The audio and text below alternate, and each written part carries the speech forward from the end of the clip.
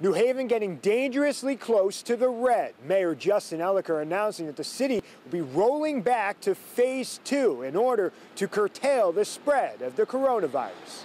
It is quite clear that most of the cases we are seeing are driven by adults making sloppy decisions. Mayor Elicker with a stern warning to residents to change their habits as the city records a major spike in COVID-19 cases, something he is attributing in part to a lag in data. We actually have more cases than we had recently thought. One is that Yale University cases were not included in the data. And the reason for that is a lot of the students have out-of-state addresses. On Thursday, the city recorded a 13.9 case rate per 100,000 residents. This puts New Haven near the far edge of the orange alert category. The city fears that a red alert is on the near horizon. We are certainly concerned about the increase of social gathering that is happening in the city. The city has elected to revert to phase 2 of the state's reopening plan. That means local businesses, restaurants, and personal service will have to scale capacity back to 50%. I think by the end of the week, everybody will be back in phase 2.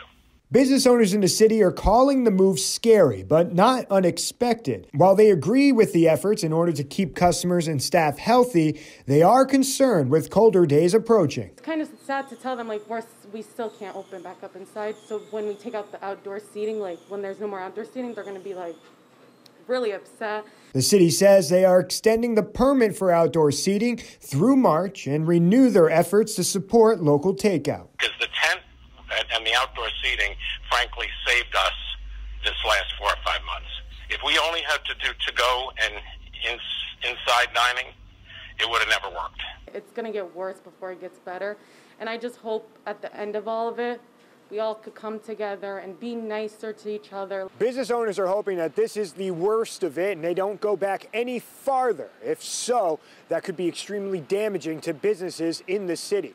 Now, it's also important to note that City Hall will be open on Election Day, but after that, it will be appointment only. In New Haven, Dave Puglisi, Fox 61 News.